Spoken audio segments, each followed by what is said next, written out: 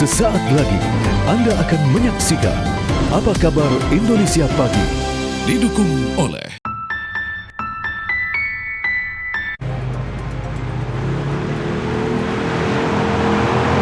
Sidang perdana pra-peradilan yang diajukan Roy Suryo akan digelar hari ini di Pengadilan Negeri Jakarta Selatan dan rencananya dipimpin Hakim Tunggal Iketut Darmawan.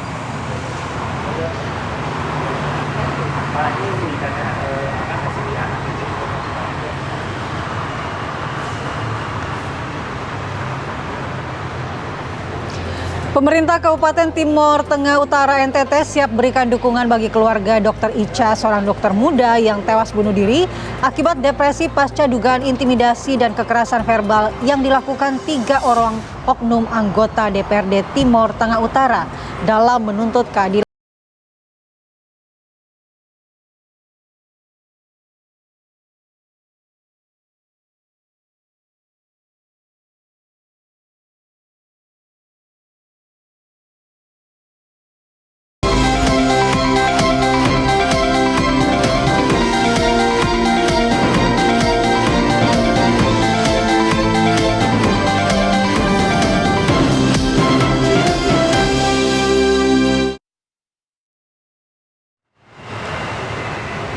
Selamat pagi pemirsa, aksi pencurian sepeda motor di kawasan Sibokerto, Surabaya, Jawa Timur terekam kamera pengawas.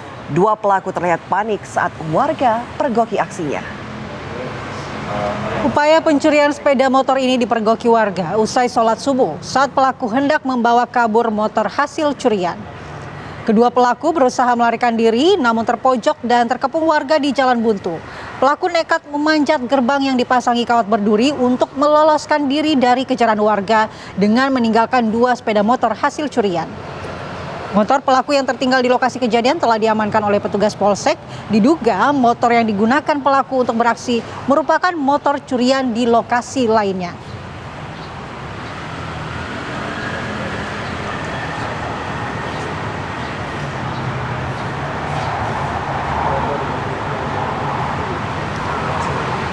Dari Surabaya kita ke Palembang, 2 pelaku pencurian handphone milik karyawan rumah makan Saganta 16 Ulu Palembang ditangkap polisi. Dalam aksinya, kedua pelaku sempat terekam CCTV.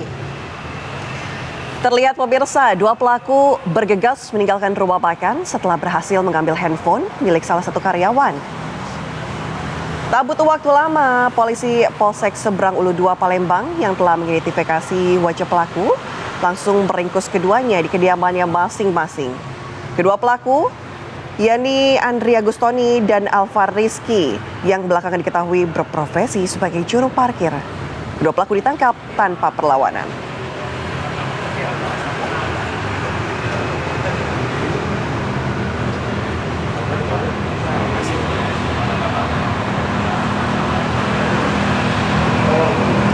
Assalamualaikum warahmatullahi wabarakatuh. Selamat pagi pemirsa, selamat hari Senin. Ada di Kumala dan juga Natia Lita yang akan menghadirkan beragam informasi untuk Anda pada pagi hari ini. Senin kita semangat ya, karena kita akan menghadapi sidang pra-peradilan yang jam 9 nanti rencananya akan dihadirkan. Tapi kita nanti akan bahas ini lebih dalam. Sebelum itu ada informasi apa malah? Ya, informasi berikut ini akibat dituduh mencuri lembaran logam atau pelat.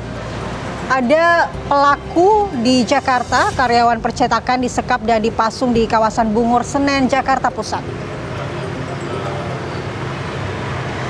Penyekapan bermula ketika A dituduh mencuri lembaran logam atau plat yang berfungsi sebagai media stensil. Kepada pihak percetakan, A mengaku dibantu oleh T dan R hingga akhirnya mereka diamankan. Alih-alih dibawa ke kantor polisi, ketiganya justru disekap dan diminta membayar uang tebusan 50 juta rupiah. Meski pihak keluarga telah membayar uang tebusan, namun ketiga korban tak kunjung dibebaskan. Berbekal dari viral video penyekapan, Polres Metro Jakarta Pusat langsung mendatangi lokasi kejadian. Polisi pun langsung mengamankan ketiga korban serta menangkap 2 terduga pelaku penyekapan.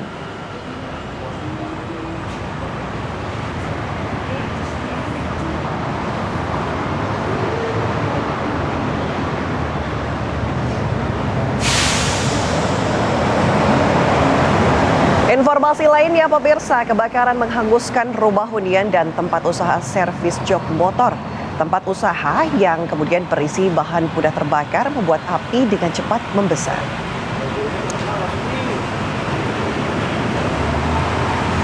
Petugas pemadam kebakaran dan keselamatan Kulon Progo yang tiba di lokasi langsung berusaha memadamkan api yang terus membesar dan menghanguskan bengkel jok motor milik Sangaji serta rumah milik Sukartono, warga Cangkring, Bendungan Wates, Kulon Progo, Yogyakarta.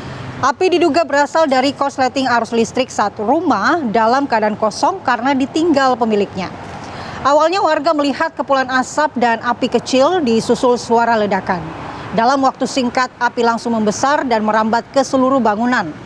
Petugas pemadam kebakaran dan berbagai unsur relawan tiba di lokasi untuk melakukan pemadaman. Api berhasil dikendalikan sehingga tidak merembet ke bangunan lainnya.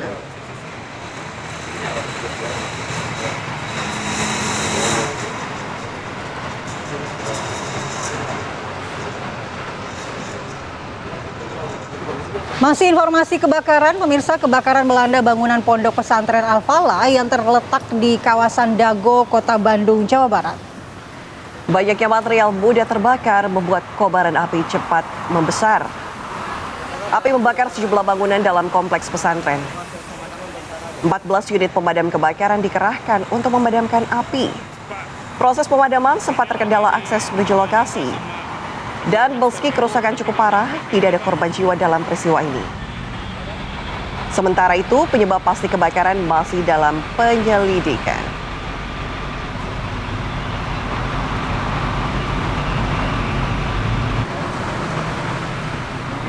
Kita hadirkan informasi dari Jakarta, pemirsa. Seorang bocah laki-laki berusia 3 tahun terperosok ke dalam lubang galian saat sedang asik bermain. Peristiwa ini terjadi Sabtu malam dan sempat membuat heboh warga sekitar. Evakuasi korban berlangsung dramatis dan dilakukan petugas pemadam kebakaran dibantu warga sekitar. Diduga kejadian berawal saat bocah berusia 3 tahun bernama Yosa tengah bermain. Korban tidak mengetahui adanya lubang galian dan tiba-tiba terperosok. Lubang galian ini memiliki diameter sekitar 40 cm dengan kedalaman lebih dari 2 meter. Untuk menyelamatkan korban, petugas damkar menurunkan 4 unit mobil damkar dan 17 personil guna mengevakuasi korban. Setelah berhasil dievakuasi, korban dibawa ke rumah sakit untuk mendapatkan penanganan medis.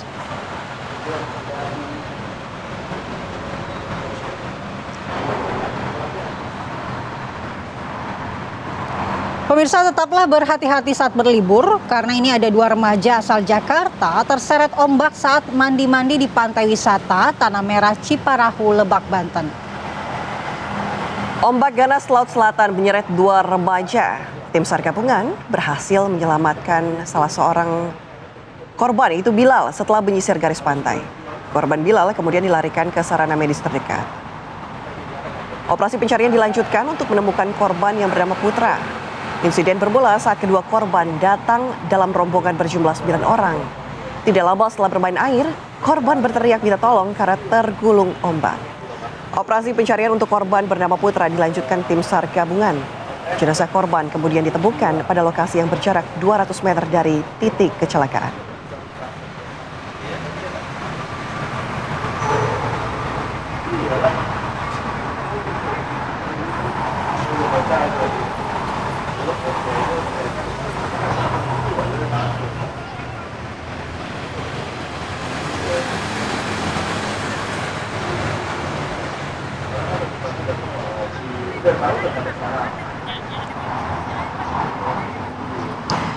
Pemirsa, Badan SAR Nasional Denpasar harus mengerahkan alat dan puluhan personil untuk mengevakuasi 2 orang warga yang terjebak selama 2 hari di Pantai Pecatu.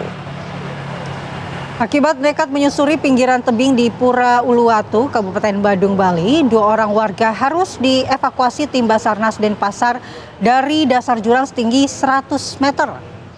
Keduanya terjebak di dasar jurang Pura Uluwatu sejak Sabtu kemarin karena terjebak air pasang sehingga mereka tidak bisa kembali ke tempat sebelumnya.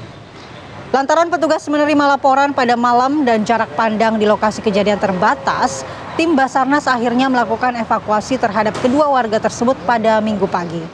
Kondisi jurang yang terjal menjadi kendala pihak Basarnas saat mengevakuasi kedua orang tersebut. Namun akhirnya keduanya berhasil diselamatkan dari dasar jurang dalam keadaan sehat.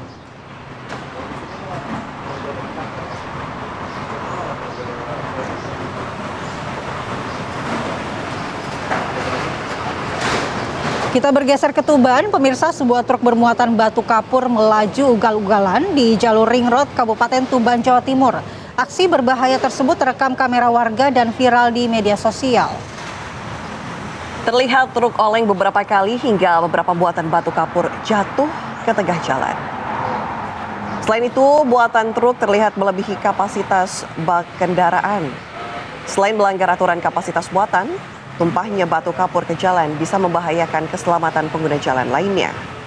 Menindaklanjuti video tersebut, Satlantas Polres Tuban melakukan penyelidikan guna mengungkap penyebab truk melaju ugal-ugalan, sekaligus menelusuri identitas kendaraan dan pemiliknya.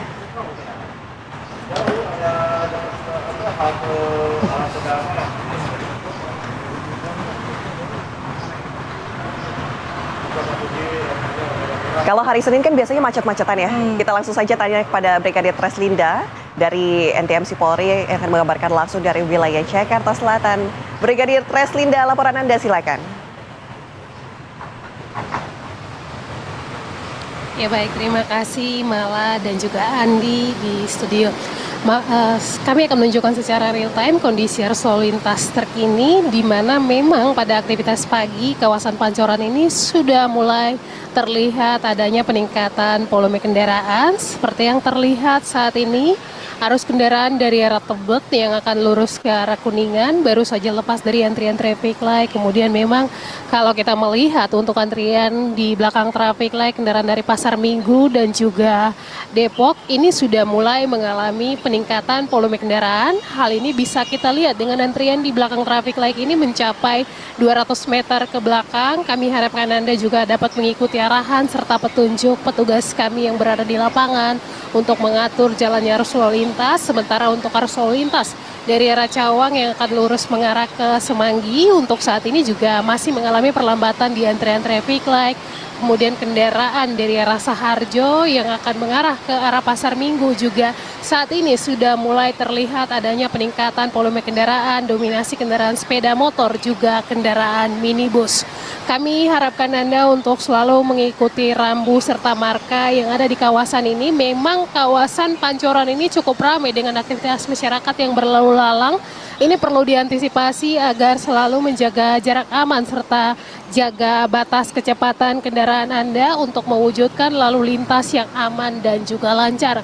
Kami menyarankan bagi pengguna kendaraan baik roda 2 maupun roda 4 sesuai dengan aturan Undang-Undang Lalu Lintas pada pasal 295 di mana setiap kendaraan yang akan berpindah jalur ataupun berpindah lajur wajib menyalakan lampu sen minimal sebelum Anda berpindah jalur sehingga terwujudnya keselamatan di jalan sehingga tidak terjadi kecelakaan lalu lintas. Demikian Brigadir Treslinda melaporkan langsung dari kawasan Pancoran. Kembali ke rekan saya Andi dan juga Mala di studio, silakan. Baik, bareng kekasih jalan-jalan ke Belanda. Cakep. Terima kasih laporannya Brigadir Treslinda. Harusnya Mala dan anak. Andi dan Mala ini dong satu orang. Aku dan aku. Nggak apa-apa tapi. Kita akan jeda terlebih dahulu. Kita akan kembali dengan informasi lainnya, diantaranya Gubernur DKI Jakarta Pramono Anung memastikan proyek penataan kabel bawah tanah akan segera dilanjutkan. Informasi selengkapnya kami hadirkan sesaat lagi.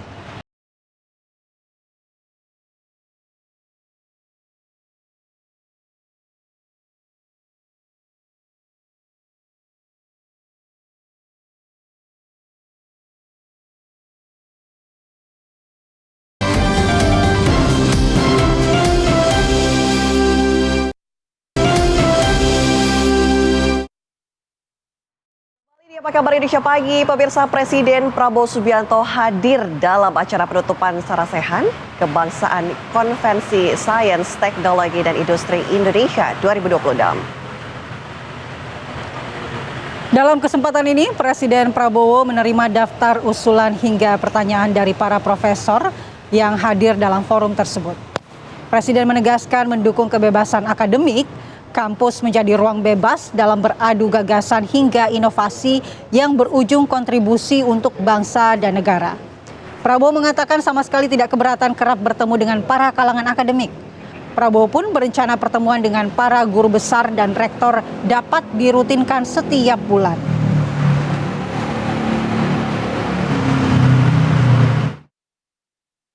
Jadi terima kasih saudara dengan tekun mengikuti saran-saran ini, dan saya terima daftar usulan dan daftar pertanyaan yang tadi disampaikan cukup banyak. Saya janji satu-satu akan saya perhatikan.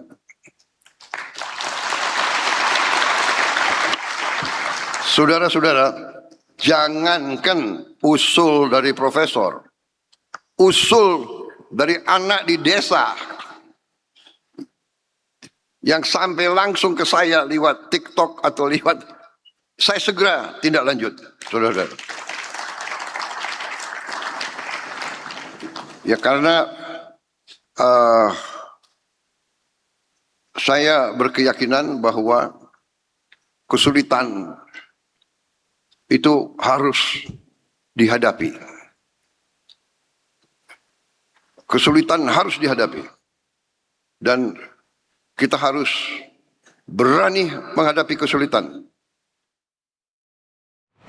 Ya, Ana ingat nggak beberapa waktu lalu tuh kita sempat ada kemacetan di beberapa titik karena proyek PDAM ya. Oke. Proyek galian. Nah ini harus siap-siap lagi nih warga Jakarta. Kenapa tuh?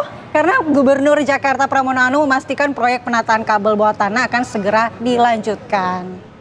Jadi keputusan ini diambil setelah payung hukum proyek tersebut rampung.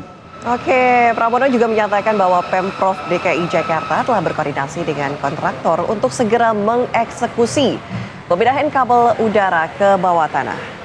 Menurutnya, proyek ini kini dapat dipercepat karena telah memiliki landasan hukum.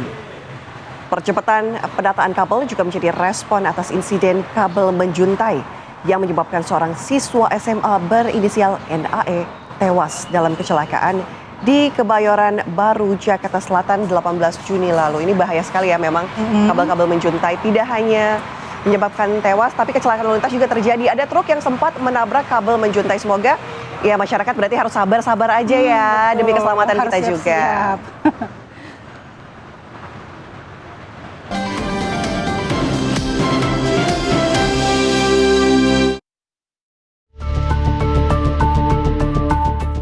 Kepolisian Daerah Jawa Barat melalui Direktorat Reserse PPA dan PPO intensif melakukan pemeriksaan dan penyidikan terhadap tersangka pelaku penyekapan dan penganiayaan berat Taufik Hidayat terhadap sang kekasih Yuvita Tri Rezeki. Pendalaman dan penyidikan kasus masih terus dilakukan sambil menanti hasil tes kejiwaan tersangka yang diperkirakan keluar 1 pekan ke depan, termasuk juga rencana pelaksanaan rekonstruksi. Kabid Humas Polda Jabar, Kombes Pol Hendra Rohmawan, menyampaikan pihaknya telah melaksanakan 1 kali prarekonstruksi di salah satu TKP dari beberapa TKP yang ada. Setelah pengecekan semua TKP, pihak kepolisian akan mengajak semua stakeholder untuk hadir di pelaksanaan rekonstruksi. Sekali prarekonstruksi di salah satu TKP ya. Karena ini TKP ada beberapa TKP, ada 4 TKP yang bisa kami sampaikan. Nah ini akan kita cek dulu dan kemudian akan dilakukan prarekonstruksi. Ya. Nah, nanti ini tentu saja prarekonstruksi ini di internal kita. Nanti setelah lengkap baru kita akan ajak beberapa stakeholder yang terkait dengan rekonstruksi ini. Kemudian untuk perkembangan dari tes psikologi, tes psikiatri yang kami lakukan kepada keduanya, baik tersangka maupun korban, ini tetap masih berlangsung. Tersangka kasus penyekapan dan penganiayaan berat terhadap korban Yuvita Tri Rezeki, Taufik Hidayat, kini ditahan dan diperiksa intensif di Mapolda Jawa Barat. Taufik Hidayat harus mempertanggungjawabkan aksi kejinya terhadap korban. Keluarga korban berharap tersangka mendapat hukuman seberat-beratnya. Dari Bandung, Jawa Barat, Cepi Kurnia, TV One mengabarkan.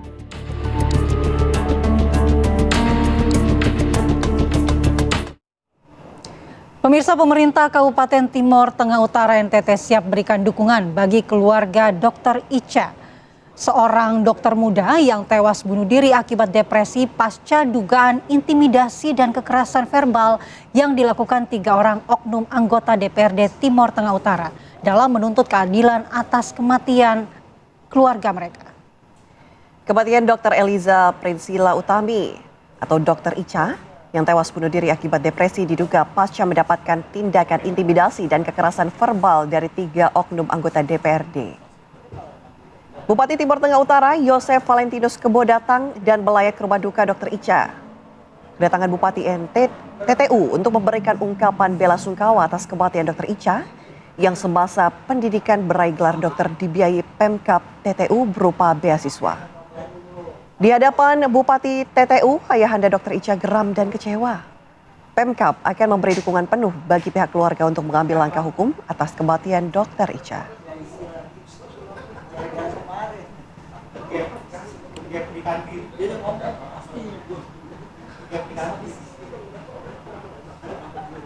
Keluarga dalam rangka menuntut keadilan terkait dugaan terhadap 3 anggota dewan yang melakukan intimidasi sampai menimbulkan trauma berat, karena hasil terakhir yang kami terima bahwa psikologis almarhumah ini mengalami trauma berat yang tidak bisa dikompromikan, sehingga kami serahkan ini kepada pihak yang berwajib untuk selanjutnya melakukan investigasi yang mendalam terhadap kasus ini sehingga akan mendapatkan keadilan yang seadil-adilnya bagi keluarga.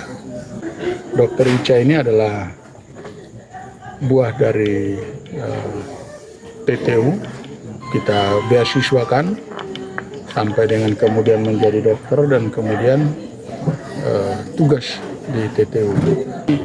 Itu bersama-sama dengan Dr. Ica, ya, kita mengambil untuk diambil keterangan yang hari ini yang sudah dilaksanakan. Setelah itu kami juga berkoordinasi dengan pihak rumah sakit di Leona maupun rumah sakit di Kupang dan rumah sakit Bonboy untuk kami mendapatkan rekam medis, catatan medis dari Dr. Ica pasca kejadian intimidasi tersebut.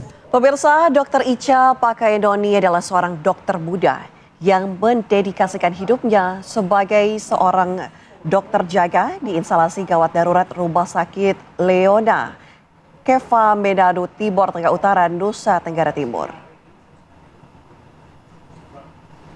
Semasa hidupnya, Dr. Ica dikenal sebagai tenaga medis yang berdedikasi dan bertugas di garda terdepan pelayanan kesehatan.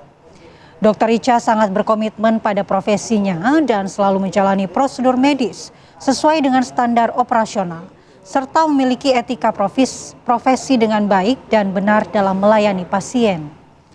Bagi keluarga, Dr. Ica anak sulung kebanggaan yang berkecimpung di bidang medis. Kepergiannya akibat dugaan intimidasi saat bertugas meninggalkan trauma dan duka mendalam bagi keluarga. Kepergian Dr. Ica menyisakan duka mendalam bagi rekan sejawat dan masyarakat luas yang menuntut keadilan agar pelaku intimidasi dihukum.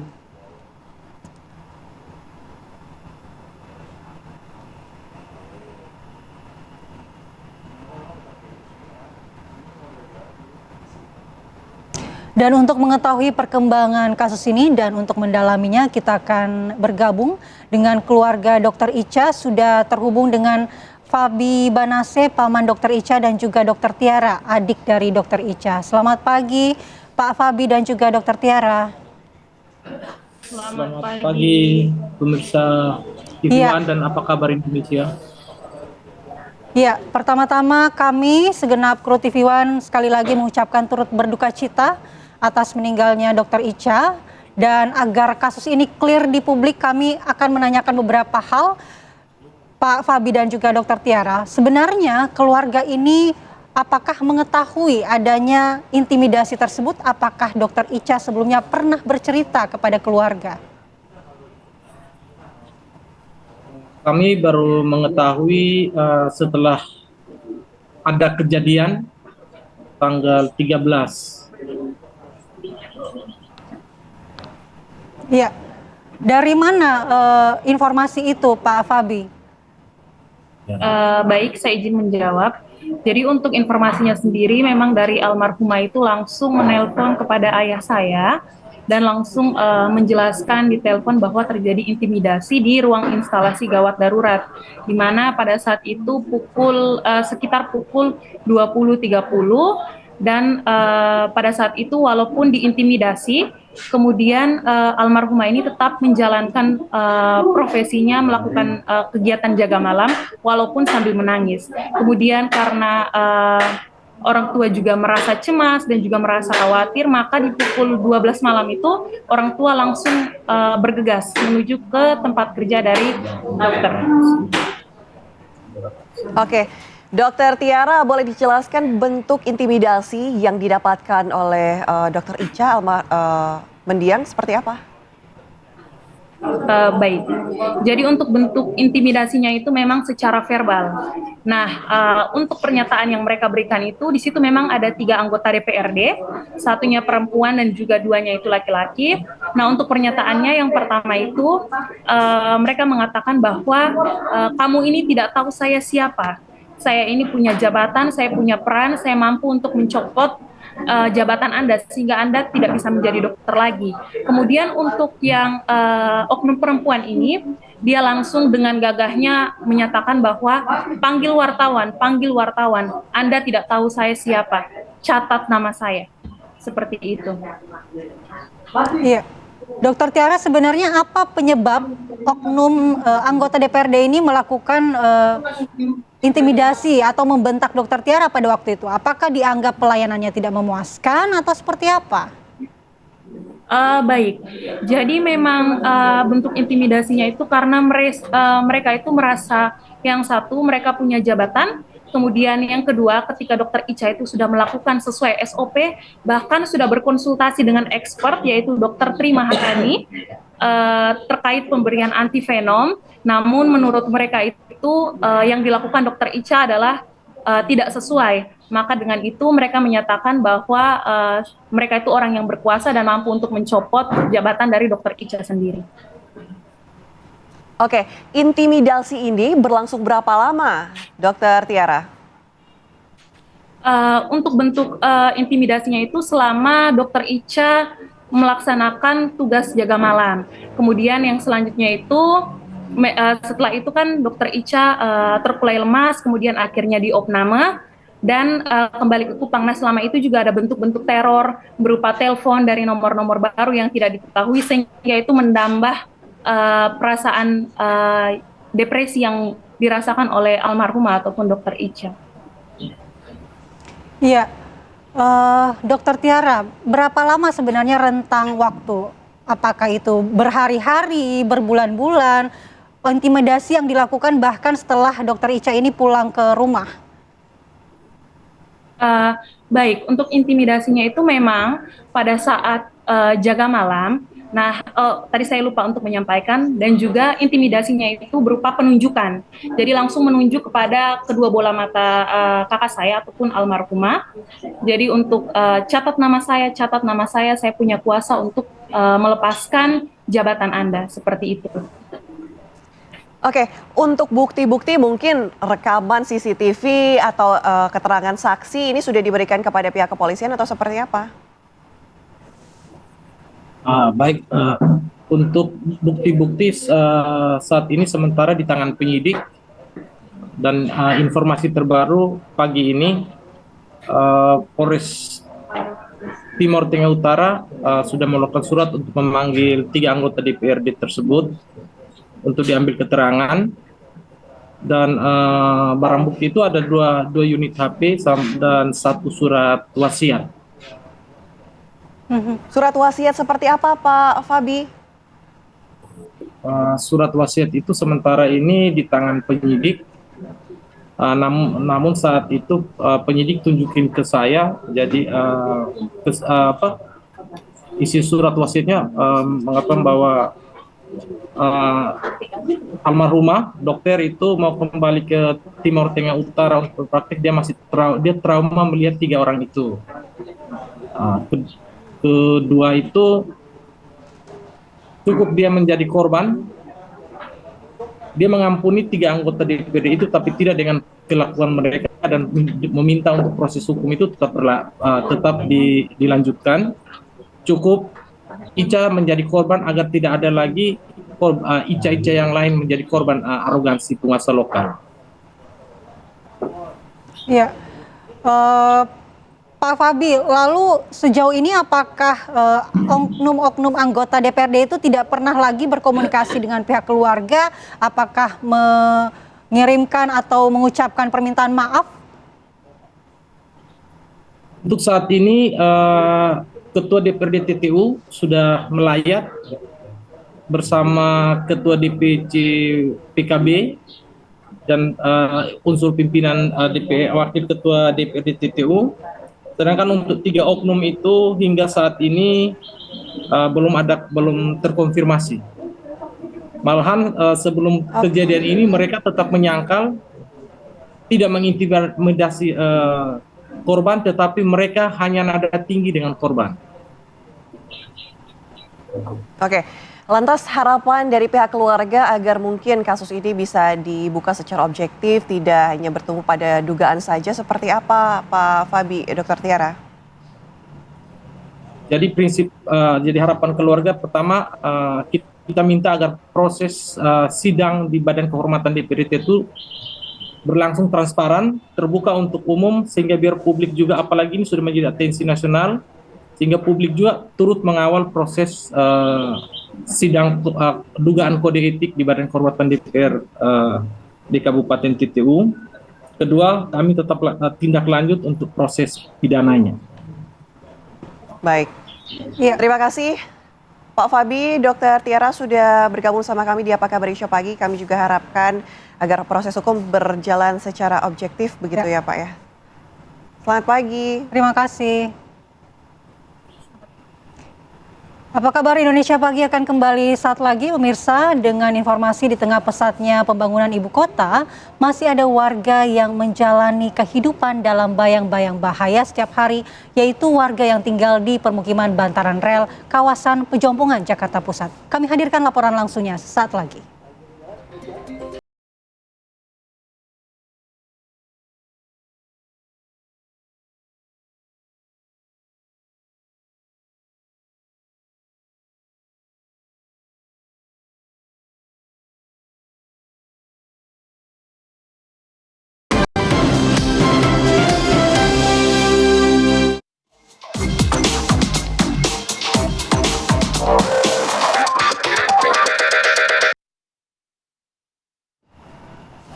Anda kembali di Apa Kabar Indonesia Pagi. Pemirsa, di tengah pesatnya pembangunan ibu kota, masih ada warga yang menjalani kehidupan dalam bayang-bayang bahaya setiap hari.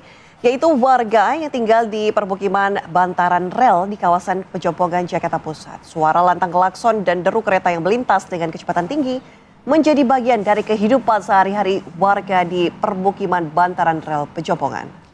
Rumah-rumah semi permanen berdiri rapat, hanya berjarak beberapa meter dari jalur kereta api. Bagi warga, getaran tanah dan kebisingan saat kereta melintas sudah menjadi hal yang biasa. Namun, di balik kebiasaan itu, resiko kecelakaan selalu mengintai. Sebagian besar penghuni mengaku menyadari bahwa tempat tinggal mereka berada di zona berbahaya. Meski demikian, keterbatasan pendapatan membuat mereka belum mampu menyewa atau membeli tempat tinggal di lokasi yang lebih aman.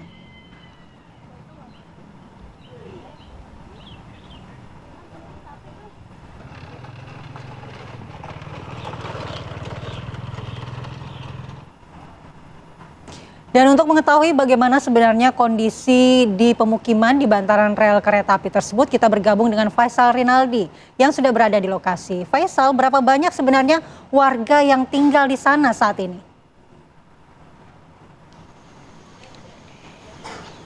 Ya, selamat pagi Anatelita, Andi Kopal dan juga pemirsa. Kalau ditanya ada berapa banyak warga yang tinggal di kawasan ini, memang tadi dari perbincangan kami dengan Ketua RW setempat bahwa dikatakan ada sekitar 2 RW yang memang pemukiman di sepanjang pinggir rel di antara Kelurahan Ben Hill dan juga Kelurahan Petamburan. Nah, saya akan tunjukkan kepada Anda terlebih dahulu untuk suasananya seperti apa. Kalau memang jika dilihat kawasan ini memang nampak seperti pemukiman biasa. Aktivitas warga pun juga terlihat biasa seperti hari-hari biasanya. Namun memang yang menjadi pembeda adalah setiap harinya Andi Kumala dan juga pemirsa, di sini kereta lewat setiap menitnya yang memang jaraknya kurang lebih sangat dekat antara rel kereta api dan juga dari pemukiman warga. Kalau bisa kami sampaikan, Andi Kumala, Anatelita dan juga pemirsa, memang jaraknya dari rumah warga dengan rel kereta api ini hanya sekitar 1 sampai dengan 2 meter saja. Dan juga getaran, kemudian juga suara bising, kewaspadaan memang sudah menjadi bagian dari kehidupan mereka yang memang tak bisa dipisahkan. Untuk suasana seperti apa, saya akan tunjukkan terlebih dahulu kepada Anda bagaimana suasananya di sini. Karena memang di rumah-rumah seperti ini tinggallah keluarga yang hidupnya di sini sudah tinggal sekitar belasan bahkan puluhan tahun lamanya tinggal di sini. Bahkan tadi ketua RW setempat yang kami tanyakan dan juga kami wawancarai mengaku sudah tinggal di area atau di kawasan rel kereta api ini sejak tahun 72. Anda bayangkan sudah puluhan tahun lamanya mereka tinggal di sini.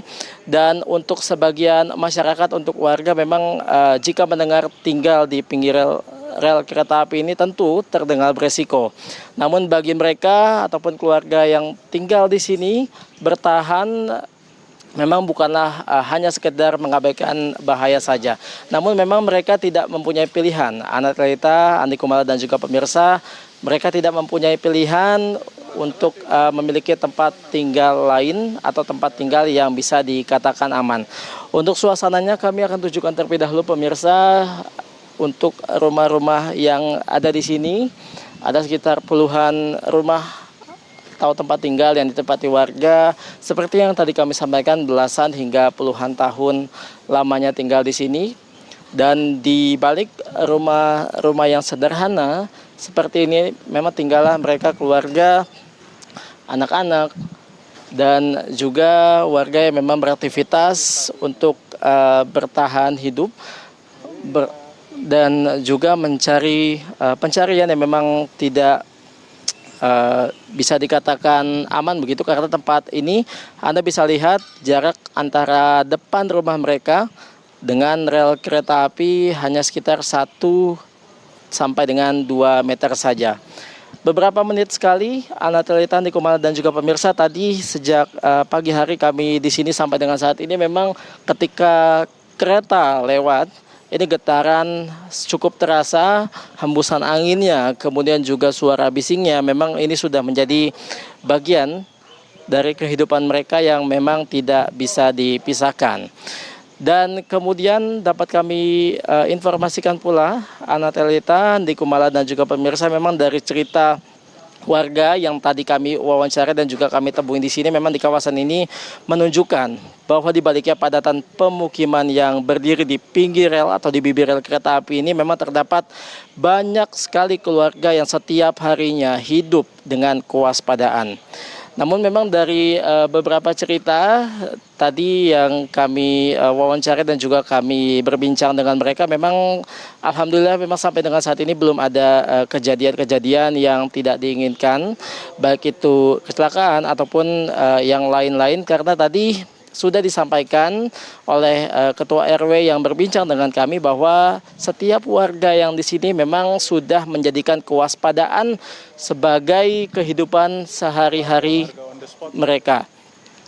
Oke, Anatelita dan juga pemirsa, kita akan berjalan terlebih dahulu untuk menyusuri rel kereta api ini, yang dimana ini merupakan rel yang menghubungkan atau yang memisahkan dua kelurahan sekaligus, yakni Kelurahan Bendungan Hilir atau Kelurahan Behnil dan juga Kelurahan Petamburan. Ya, memang aktivitas jika bisa kami gambarkan pada pagi hari ini belum terlihat aktivitas yang begitu ramai. Dan ini tadi yang menarik perhatian kami pemirsa, ada salah seorang warga yang berjaga di sini untuk memastikan aktivitas daripada warga yang menyeberang ini tetap aman. Oke, kita akan berbincang dengan salah satu warga. Pak, pagi Pak, izin Pak, boleh tanya Pak, namanya siapa Pak, izin Pak? Nama saya Mudi. Pak, ini Bapak yang menjaga perbatasan ini ya Pak, supaya warga tetap aman? Iya, betul. Saya yang jaga. Oke. Mungkin boleh disampaikan Pak, gimana Pak aktivitas sehari-hari di sini Pak? Aktivitas sehari-hari ya kesibukannya seperti ini tiap pagi ini. Kesibukannya seperti ini setiap. Cuman semenjak yang dipatok ini ya mungkin aktivitasnya agak berkurang. Oke. Bapak sendiri udah tinggal di sini sejak kapan Pak? Saya sudah dari lahir di sini. Sekitar udah 50 tahunan lebih. 50 tahun. Oke Pak, mungkin boleh disampaikan Pak suka dukanya tinggal di pinggiran seperti ini bagaimana sih Pak? Ya suka dukanya kalau untuk kebersamaan masyarakat ini bagus, saling tolong menolong itu bagus di sini. Mungkin Pak terakhir Pak harapannya bagaimana Pak? Harapannya ya lebih baik dari sekarang aja. Kehidupan masyarakat ini kalau harapan kita ya lebih baik dari yang hari ini. Baik, terima kasih Bapak. Semoga sehat lalu dan mungkin boleh dilanjutkan Pak. Ya, siap Pak. Ya, Natalita dan juga pemirsa, bahwa tadi adalah perbincangan kami dengan salah satu warga yang menjaga perbatasan atau menjaga portal, istilahnya postal manual untuk warga sekitar yang ingin menyeberang. Karena Anda bisa lihat itu adalah portal sederhana yang memang disiapkan berupa sebilah bambu saja yang kurang lebih panjangnya 2 meter untuk bisa ditutup ketika kereta hendak lewat.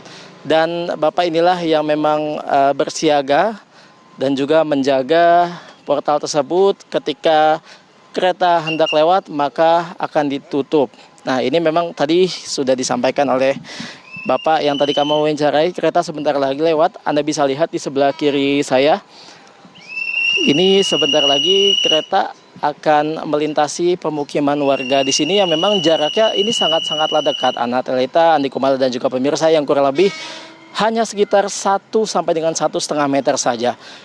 Ini mungkin saya bisa diam sejenak untuk Anda bisa merasakan bagaimana atmosfernya di sini.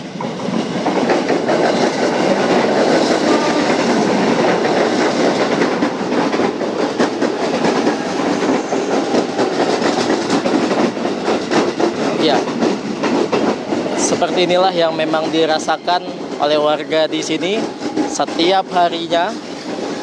Getaran yang menggetar rumah mereka, suara bising, dan juga klakson dari kereta menjadi suara sehari-hari yang mereka dengar di sini. Untuk sementara demikian, Natalita, Andi Kumala, kami kembalikan ke studio. Terima kasih Faisal Rindaldi mengabarkan langsung dari lokasi.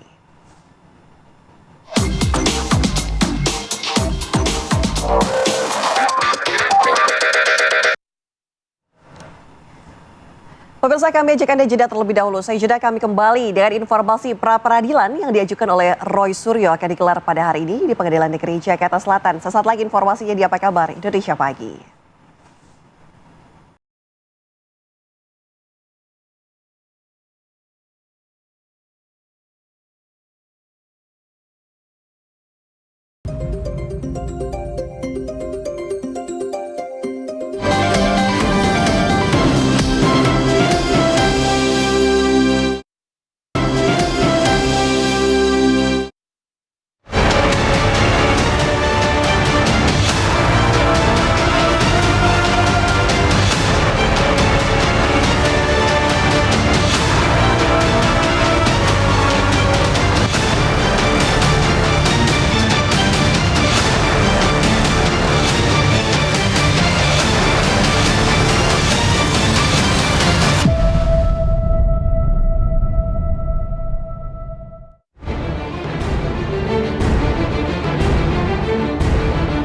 Sidang perdana pra-peradilan yang diajukan Roy Suryo akan digelar pada hari ini di Pengadilan Negeri Jakarta Selatan dan rencananya dipimpin Hakim Tunggal I Ketut Darpawan. Permohonan pra-peradilan diajukan Roy Suryo untuk menguji keabsahan tindakan penyidik Polda Metro Jaya, khususnya terkait proses penggeledahan dan penangkapan yang dilakukan dalam penanganan perkara dugaan fitnah dan pencemaran nama baik dalam kasus ijazah Presiden ke-7 RI, Joko Widodo. Jika Roy Suryo tetap melanjutkan gugatan pra-peradilan terhadap tindakan penyidik Polda Metro Jaya, Dr. Tifa justru memutuskan menarik permohonan pra-peradilan yang sebelumnya telah diajukan ke Pengadilan Negeri Jakarta Selatan dan akan menjalani sidang perdananya di Pengadilan Negeri Jakarta Timur pada 2 Juli mendatang. Sidang pra-peradilan ini diperkirakan akan menjadi salah satu tahapan penting sebelum perkara pokok memasuki proses persidangan di pengadilan. Tim TV One mengabarkan. Ya, Ana, ada beberapa hal yang akan diuji sepertinya dalam pra-peradilan ini, yakni sah atau tidaknya penangkapan, sah atau tidaknya penggeledahan, dan prosedur penyidik dalam upaya paksa penangkapan dari Roy Suryo dan juga Dr. Tifa ya. Tapi ini yang mengajukan adalah Roy Suryo. Bagaimana kita coba tanyakan ya kepada 3 narasumber yang sudah hadir bersama kita. Ada Abdul Ghafur Sangaji, kuasa hukum Roy Suryo. Bang Sangaji, apa kabar? Selamat pagi. Kabar baik. Bang Rifai Kusuma-Negara, kuasa hukum Joko Widodo. Selamat pagi. Dan Irjen Pol Purnawirawan Arianto Sutadi, penasihat ahli Kapolri. Pak Arianto, selamat pagi. Selamat pagi. Langsung saja ya, Mala dan juga pemirsa, kita tanyakan Bang Sangaji. Substansi utama yang ingin diuji di pra-peradilan hari ini apa? Apakah kemudian hanya prosedur penangkapan atau malah penetapan tersangka kemarin? Seperti apa? Ya, baik Mbak Anam, Mbak Maya. Jadi hari ini adalah sidang perdana untuk permohonan pra-peradilan yang diajukan oleh Roy Suryo atau Mas Roy terkait dengan upaya paksa. Ya. Upaya paksa ini ketentuannya kan diatur dalam pasal 158 KUHP yang baru, bahwa terhadap upaya paksa dapat dimohonkan pra-peradilan. Ya, apa saja upaya paksa yang kami mohonkan pra-peradilan? Ada 4 hal yang menjadi objek pra-peradilan. Yang pertama adalah upaya paksa berupa penangkapan, penahanan, penggeledahan, termasuk juga ini yang perlu saya jelaskan juga adalah terkait dengan status pencekalan yang dilakukan Polda Metro Jaya ke imigrasi. Sampai hari ini kan belum ada kepastian hukum gitu. Apakah status pencekalan itu sudah dicabut oleh Polda Metro Jaya ataukah belum. Nah, ini yang ingin kami uji dalam rangka kita memastikan bahwa upaya paksa yang dilakukan oleh Polda Metro Jaya itu harus sesuai dengan aturan perundang-undangan. Ya. Nah, kalau kita lihat upaya paksa yang dilakukan oleh Polda Metro Jaya, memang kami melihat ada banyak sekali pelanggaran-pelanggaran hukum acara, termasuk juga prinsip hak asasi manusia dalam penangkapan yang dilakukan pada tanggal 19 Juni 2026. Pada saat Mas Roy, berkas perkaranya sudah dinyatakan termasuk juga dengan Bu Tifa, berkas perkaranya sudah dinyatakan P21 pada tanggal 30 April, tetapi kemudian 3 hari sebelum diserahkan kepada Jaksa Penuntut Umum, itu Polda Metro Jaya melakukan upaya paksa berupa penangkapan, penahanan, dan penggeledahan, dan itu kami analisa secara hukum tentu melanggar prinsip-prinsip hukum acara pidana dan ada prinsip hak asasi manusia juga ya yang dilanggar di dalam praktek upaya paksa tersebut. Salah satunya yang pertama adalah penangkapan. Kalau penangkapan ini dasarnya adalah untuk penyerahan tersangka pada tahap kedua, maka kita harus lihat ketentuan hukum acara pidananya gitu, yaitu di Perpol nomor 6 2019 terkait dengan manajemen tindak pidana ya yang dilakukan oleh Polri ya. Itu saya sebut saja di pasal supaya kita sama-sama clear gitu ya. Oke. Itu di pasal 29 dikatakan bahwa ayat 2, apabila tersangka tidak ditahan dan dikhawatirkan melarikan diri atau tidak kooperatif dalam rangka penyerahan tersangka dan barang bukti penuntut, maka dapat dilakukan penangkapan dan penahanan. Ya, dan ini yang melakukan harusnya penuntut umum bukan penyidik. Ya, ini Perpol nomor 6 tahun 2019. Ya, kalau kemudian kita bicara soal kooperatif, dikhawatirkan melarikan diri, Mas Roy itu beberapa hari sebelum ditangkap itu sudah wajib lapor yang ke-30 kali. Oke. Ya, dan selama proses penegakan hukum pidana ini dilakukan oleh Polda Metro Jaya, sejak Pak Jokowi membuka LP bersama tim kuasa hukumnya pada tanggal 30 April 2025 itu, Mas Roy, Bu Tifa, dan tersangka yang lain itu tidak pernah mangkir dari panggilan Polda Metro Jaya. Jadi kalau dikatakan bahwa ini dikhawatirkan melarikan diri, kok tidak kooperatif, saya kira itu alasan yang sebenarnya tidak berdasar gitu. Kami melihat dari awal, memang ada tendensi dari Polda Metro Jaya untuk melakukan penangkapan itu dengan maksud supaya pada saat nantinya diserahkan ke Polda Metro Jaya, diserahkan kepada jaksa penuntut umum, jaksa kemudian akan melanjutkan penahanan tersebut gitu. Nyatanya kan juga tidak. Berdasarkan pertimbangan hukum dari kejaksaan, akhirnya Mas Roy dibebaskan. Jadi Ya dugaannya ya kami melihat bahwa ada tendensi bahwa jangan sampai ini sekedar untuk mengakomodir kepentingan dari Solo gitu loh. Ya kan? Nah, itu menurut kami karena alasannya tidak yuridis, alasannya tidak logis. Kalau kemudian dikatakan bahwa mengulangi tindak pidana, ya karena ini ada dua hal ini yang kemarin dikatakan oleh Polda Metro Jaya termasuk juga Kapolri bahwa ditangkap karena dikhawatirkan melarikan diri, tidak kooperatif atau kemudian juga mengulangi tindak pidana. Nah, ini yang perlu menarik juga ini. Konsep mengulangi tindak pidana itu kan beda dengan pengulangan tindak pidana. Karena ini kita bicara doktrin hukum. Ya, jadi di sini ada dua hal, pengulangan tindak pidana dan mengulangi tindak pidana. Kalau pengulangan tindak pidana itu menjadi alasan pemberatan pidana, yaitu kita sebut residivis, ya. Tapi kalau mengulangi tindak pidana, ini menjadi alasan untuk dilakukan penahanan. Mengulangi tindak pidana itu apakah seperti yang selama ini dikonstruksikan oleh tim kuasa hukum Pak Jokowi bahwa ini karena sudah ditetapkan sebagai tersangka dalam konteks fitnah dan pencemaran nama baik, kemudian disampaikan terus ke publik, apakah itu disebut konsep mengulangi tindak pidana? Nah, ini yang menurut kami itu tidak sesuai dengan doktrin hukum mengulangi tindak pidana. Tapi saya akan menjelaskan itu, tapi ya saya kembalikan kepada mengakomodir katanya, mengakomodir pihak Solo. Bagaimana ini, Pak? Perlu digarisbawahi ya, sejak tahun lalu bisa di googling ya. Dan ini statement kami secara terbuka jauh sebelum diupayakannya upaya paksa. Kami secara konsisten menyatakan bahwa terkait upaya paksa itu bukan intensi kami.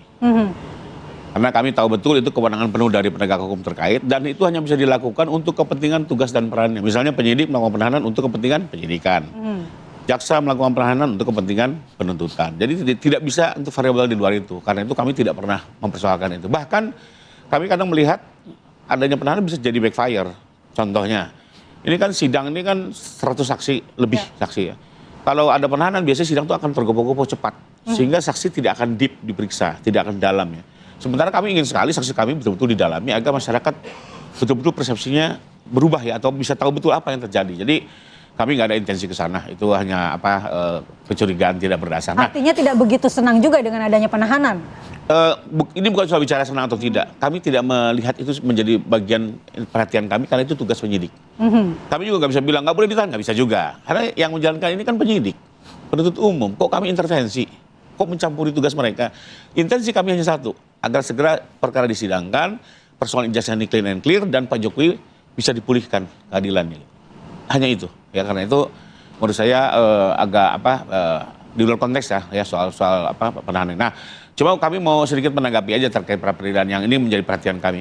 Yang cukup menarik adalah kami menganggap ini pra-peradilan sekalipun itu hak dari penasihat hukum, kami hormati betul dan itu tugas advokat mengkritisi seluruh langkah penegak hukumnya. Tapi kok agak berlebihan ya? Berlebihannya kenapa? Pertama karena ini kan perkara sudah dilimpahkan. Dengan dilimpahkan penahanan pun berhenti. Jadi sudah tidak ada penahanan. Kedua, penahanan yang kemarin kan kita lihat dibantar kan. Artinya tidak satu malam pun mereka di dalam tahanan. Semua bahkan di VIP rumah sakit. Jadi tidak berdampak dan secara ini tidak dihitung penahanan. Lalu bicara penangkapan, namanya penangkapan kan memang membatasi ruang gerak, ya artinya nggak mungkin lah orang mau ditangkap, silakan mandi dulu, silakan sarapan dulu, nggak mungkin, memang langsung dibawa, bahwa akan tertekan ya pasti. Tapi kalau disampaikan katanya kan di TV lain kayak Getulis PKI kayaknya enggak lah, kalau Getulis PKI itu dipopor gitu ya, diseret gitu ya. Tapi monggo kerso. Nah, yang menarik adalah menurut kami, kok ini ada perbedaan pandangan. Jadi seperti ada beda jalan. Kalau Pak Roy pra, kalau Ibu Tifa enggak. Ya. Lalu juga ini ada agak berbeda, sudah mulai berbeda ya. Dulu Bu Tifa mau pakai rompi, Pak Roy enggak.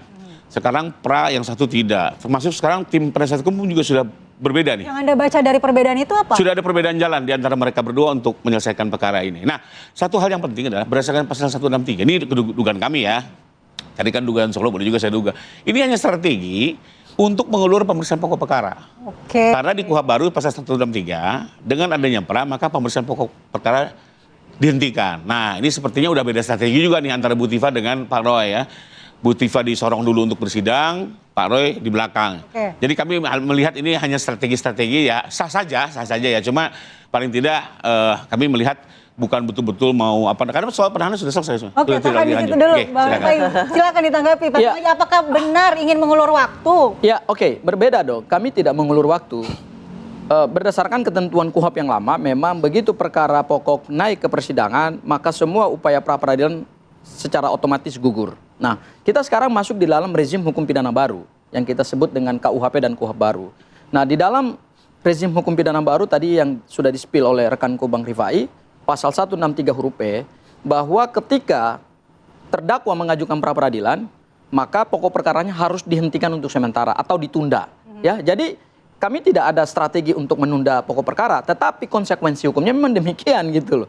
Hukum acara pidana kita yang baru sudah mengatur bahwa ketika kami mengajukan pra-peradilan, maka pokok perkara berkaitan dengan ijazah palsu mantan Presiden Joko Widodo yang sekarang menjadi polemik, ya, itu memang harus ditunda sampai kemudian kita mendapatkan putusan dari Pengadilan Negeri Jakarta Selatan. Dan ingat, terhadap putusan pra-peradilan itu tidak bisa dilakukan upaya banding dan kasasi. Artinya begitu keluar putusan pra-peradilan berarti itulah yang kemudian final and binding gitu. Itu yang pertama. Kemudian yang kedua, bahwa kami menempuh cara berbeda dengan Bu Tifa, yaitu sah-sah saja, ya, karena memang kepentingan hukum dari kedua terdakwa ini kan berbeda. Bu Tifa memang pernah mengajukan pra-peradilan pada hari Jumat tanggal 19 pada saat dilakukan penangkapan. Kami baru mengajukan pra-peradilan itu di hari Senin pada saat penyerahan tersangka sebelum kejaksaan mengeluarkan kebijakan untuk tidak melakukan penahanan. Jadi saya katakan kepada publik bahwa ini tidak pernah ada penangguhan penahanan dari kejaksaan, tidak, ya. Yang terjadi adalah kejaksaan tidak melakukan penahanan karena syarat penangguhan penahanan terdakwa atau tersangka harus ditahan dulu. Kan tidak pernah keluar surat perintah penahanan dari kejaksaan. Sehingga status Mas Roy dan Bu Tifa ini secara hukum acara pidana ya terdakwa yang bebas dalam hal melakukan aktivitas, ya, tidak ada pembatasan. Bahkan kami juga kemarin menanyakan juga apakah ada larangan dari jaksa nggak? Misalnya tersangka tidak mulai melakukan, oh tidak ada. Itu hal yang kedua. Kemudian hal yang ketiga terkait dengan apa urgensinya kami mengajukan pra-peradilan ini. Ya, kami mengajukan pra-peradilan ini ada dua objektivitas atau tujuan kami. Yang pertama adalah kami ingin mengingatkan Polda Metro Jaya, jangan lagi melakukan upaya-upaya penegakan hukum yang tidak adil, yang tidak manusiawi, yang tidak sesuai dengan hukum acara pidana. Ya, nanti saya jelaskan satu-satu. Yang tidak sesuai dengan hukum acara pidana. Kemudian juga jangan lagi kita mengulangi praktek-praktek abuse of power. Yang pertama, kalau dikatakan ini untuk kepentingan penyidikan, ya tentu salah dong untuk kepentingan penyidikan. Penyidikannya udah selesai. Tanggal 30 April 2026, kejaksaan menyatakan berkas perkara lengkap. Kalau dia lengkap, berarti kepentingan penyidikannya selesai. Ya, dan pada saat Mas Roy dipanggil di Polda Metro Jaya karena saya kebetulan yang mendampingi, tidak ada proses pemeriksaan. Tidak ada proses untuk mengambil keterangan, hanya duduk, kemudian ditunjukkan surat perintah penangkapan dan surat perintah penahanan, kemudian setelah itu dibawa ke ruang tahanan. Satu-satu ya. Saya mau Pak Arianto untuk menanggapi hal tersebut tadi, poin pertama yang Bang Sanggi katakan bahwa ini tidak sesuai dengan prosedur, kemudian melanggar hak asasi begitu. Sebenarnya penyidikan yang atau penangkapan yang seperti itu seperti apa di mata hukum? Ya, itulah hikmah daripada pra-peradilan ya. Pra-peradilan itu suatu lembaga baru ya di dalam sistem peradilan. Untuk mengontrol supaya para aparat hukum itu tidak berbuat semenang-menang. Kenapa pra-peradilan itu muncul dalam KUHP yang lama ya? Ini dulu dari kasus Sengkon dan Karta dulu. Sudah dihukum sampai ini ternyata salah hukum. Akibat itu kemudian dianalisis itu karena dulu tidak dikontrol aparat itu ketika melakukan tindakan itu sah apa tidak. Nah, makanya muncullah itu. Sehingga pra-peradilan yang pertama dulu itu yang dianukan sama penghentian, penangkapan, penahanan dan sebagainya. Sekarang dikembangkan menjadi sampai pada penggeledahan, penyitaan dan sebagainya. Nah, sekarang juga diadopsi lagi dengan yang baru, KUHP yang baru, lebih diluaskan lagi. Upaya paksa ada 9 poin itu masuk di dalam pra-peradilan. Apa itu pra-peradilan? Pra-peradilan adalah mekanisme untuk mengontrol masing-masing aparat supaya jangan sampai melanggar aturan dan melanggar. Kalau ini tadi kan melanggar HAM dan sebagainya kan gitu kan. Tapi pra-peradilan itu adalah untuk mengontrol apakah yang dilakukan oleh aparat itu sesuai dengan formalnya sudah benar, sehingga itu semuanya dianggap sah. Nah, tujuan daripada pra-peradilan adalah apabila itu nanti ternyata tindakan-tindakan itu tidak sah, maka batalah tindakan itu. Jadi jangan sampai nanti sudah sampai di persidangan salah hukum kan gitu kan. Mulai dari sini sudah dikoreksi dulu. Nah, contohnya kalau yang di pra-peradilan itu adalah penangkapan, maka hakim nanti akan melihat apakah penangkapannya itu sudah pakai surat, apakah tujuannya benar, alasannya benar apa tidak. Kalau ternyata tidak, hakim mengatakan bahwa itu penangkapannya nggak sah. Misalkan suratnya nggak ada, atau kalau suratnya ada alasannya nggak tepat, misalnya begitu ya. Tapi cara menguji alasan yang tepat itu seperti apa, Pak? Ya penafsiran hakim. Penafsiran hakim ini. Ya inilah saya katakan ya, yang namanya pra-peradilan itu adalah menafsirkan suatu tindakan. Tindakan itu adalah tindakan dalam rangka penyidikan. Tindakan itu dilakukan oleh polisi sesuai dengan diskresi putusan masing dia. Ini sekarang yang jadi debat kan gini, kenapa kok ditangkap? Padahal kan dipanggil aja sudah datang kan, gitu kan. Itu kan penafsiran daripada penasihat hukumnya kan. Tapi penafsiran daripada aparat, dia udah mempertimbangkan gitu. Ini gini ya, kenapa itu harus ditangkap itu? Karena begini, waduh ini jadi komplikat, jadi gini. Itu kan dalam rangka penyidikan gitu kan. Saya terangkan dulu ini nanti. Penyidikan tadi kan dibilang ya, katanya kan udah selesai. Nah itu kan, yang namanya penyidikan itu adalah semua tindakan aparat dalam rangka mengumpulkan barang bukti, mencari keterangan yang jelas, kemudian untuk menjadikan berkas, dan berkasnya itu disampaikan kepada penuntut umum. Yang namanya penyidikan selesai itu apabila berkas sudah selesai, barang bukti sudah disita semua tersangka sudah diperiksa, berkasnya dinyatakan lengkap oleh penuntut umum dan diserahkan ini. Itulah yang namanya selesai penyidikan. Bukan kalau berkas selesai itu selesai penyidikan, tidak. Ini beda kan? Nah, jadi perbedaan ini nanti yang akan dinilai oleh hakim. Nah, kemudian pada masalah pra-peradilan kepada penahanan, hakim nanti akan melihat, wah ini kan menahannya kan nggak benar gitu-gitu kan. Nanti hakim akan melihat apa benar sih ini memang ditahan. Kalau memang itu salah prosedurnya, tidak alasannya nggak kuat, oh berarti penahanannya nggak sah, bebaskan dari penahanan. Nah dalam konteks ini kan masalahnya kan yang bersangkutan tidak ditahan. Kemudian penyidikan tadi dibilang sudah selesai, untuk apa alasannya? Saya sampaikan alasannya itu tadi, karena aparat sudah. Jadi intinya gini aja lah, kita lihat aja nanti ya, nanti dari pra-peradilan ini hasilnya seperti apa. Yang ribut-ribut di sini itu nggak akan selesai, karena yang menjelaskan akan hakim gitu loh. Dan kemudian yang kedua ya, biasanya saya sampaikan pra-peradilan itu biasanya itu yang dulu dilakukan oleh penegak hukum itu. Kalau tadi kan dikatakan Pak Rifai kan untuk menunda peradilan. Kalau saya malah enggak. Yang namanya pra-peradilan itu untuk membatalkan penyidikan, menggagalkan hasil dari penyidikan itu. Tujuannya itu biasanya. Cuman ini masalahnya kan penyidikan sudah selesai, penyidik sudah tidak menangkap, tidak menahan, tapi di pra-peradilan katanya hanya untuk koreksi supaya ini mendidik lah. Nah makanya nanti rakyat ya lihat nanti apakah hakim itu mengatakan itu polisi itu salah apa tidak. Kalau toh salah itu paling dia hanya salah pada mengenai etika lah, gitulah kurang lebih. Oke Bang Rifai, saya juga mau minta pendapat Anda ya nanti dari jawaban Pak Arianto. Kemudian tadi Anda katakan bahwa ini tidak berdasar begitu ya, hanya mengulur-ulur waktu saja. Tapi kita jeda terlebih dahulu, saya jeda, kami kembali pemirsa.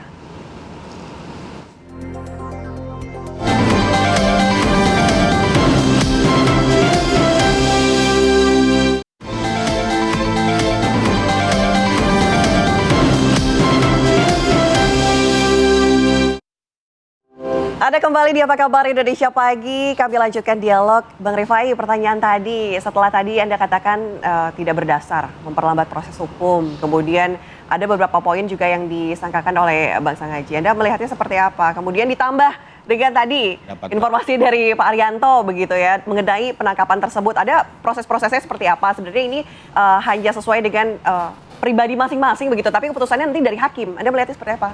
Jadi pertama perlu dikoreksi, saya tidak pernah bilang tidak berdasar. Justru upaya pra-peradilan ini adalah upaya yang berdasar hukum, karena ada landasan yuridisnya, ada ruangnya, dan memang patut diajukan oleh seorang advokat. Karena memang tugas advokat adalah untuk memastikan semua pekerjaan itu sesuai dengan ketentuan dan tujuan yuridisnya. Sekalipun yang saya kasih pandangan di sini agak berlebihan. Berlebihannya kenapa? Ya lagi tadi ya. Sudah selesai kok, sudah dilimpahkan, penahanannya sudah tidak berlanjut. Karena biasanya itu kami itu kalau pra penahanan, agar penahanannya terhenti.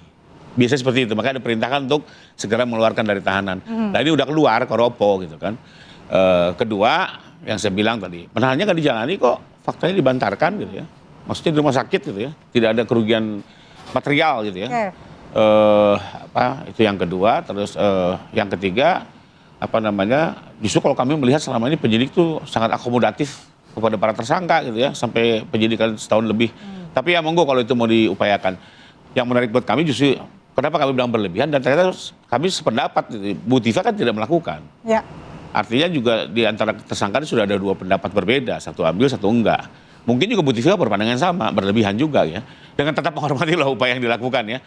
Nah cuma memang rupanya ini kan dampaknya jadi kemana-mana. Satu, pemeriksaan pokok perkara tertunda. Nah itu concern kami nih. Kalau saya lagi ya, kalau untuk upaya paksa kami nggak ikut campur. Tapi pemeriksaan pokok perkara menjadi concern. Nah sekarang faktanya adalah berdampaknya perkara Bu Tiva melaju sendiri, perkara beliau di belakang. Ini bisa berjeda 1 bulan, bisa. Saya nggak tahu seberapa lama nih peradilannya ya. Tapi kan sehingga nanti kan bisa pemeriksaannya agak jauh nih ya. Yang pasti Bu Tiva bakal, mohon maaf, akan divonis lebih dulu gitu ya. Saya nggak tahu rutinitas persidangan nanti seperti apa. Tapi, nah ini yang menjadi concern kami gitu ya. Selain sudah ada perbedaan jalan dari kedua tersangka, lalu juga ada jeda waktu yang cukup panjang. Nah ini yang akan menjadi perhatian kami. Karena kami kan concernnya ke pemeriksaan pokok perkara ya. Apalagi Pak Jokowi juga kan akan hadir di kedua sidang untuk memberikan keterangan. Ini kan juga perlu akan menjadi pertimbangan. Apakah itu kemudian akan membuat klien Anda merasa terganggu dengan adanya pra-peradilan ini? Ya paling tidak kan ada berjeda yang cukup panjang ya. Tadinya kan kalau berdekatan kan mungkin juga ini tidak mengganggu aktivitas lainnya. Karena beliau sendiri kan kita tahu nih sedang melakukan ada roadshow ya. Baik. Tapi kita hormati lah bagaimanapun ini hak daripada tersangka. Cuma ada dampak bagi kami juga. Menginginkan proses peradilan pokok perkaranya yang justru dipercepat ya. Dengan adanya ini, Bang Sangaji tadi juga menanggapi dari pernyataan Pak Ari bahwa sebenarnya tafsir dari penyidikan sudah selesai itu beda dengan apa yang diperoleh oleh penyidik. Penyidikan masih terus berlangsung sampai berkasnya dilimpahkan ke kejaksaan, seperti apa? Ya, kalau penyidikan itu dalam rangka mengumpulkan barang bukti maupun alat bukti kan sudah selesai.